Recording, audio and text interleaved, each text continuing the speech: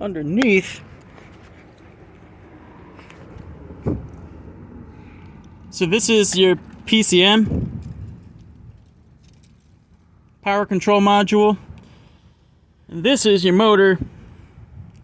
And there's a little space between the motor and the PCM, and in between the motor and the PCM are these wires, and these wires get pinched between the motor and the PCM because when you accelerate, the motor will move this way and crush the wires. So I have exposed the wires, and inside there is the issue.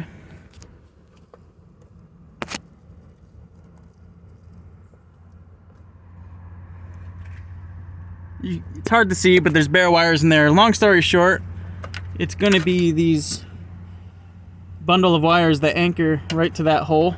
So I pop out the plastic rivet, and now I'm able to move around the wires, and I'm going to apply some electrical tape to the bare wires because the problem is fixed. The car now accelerates again, and he can drive it again, but I just want to get those bare wires covered up. So that very well could be your issue. God bless you. Hope that helps.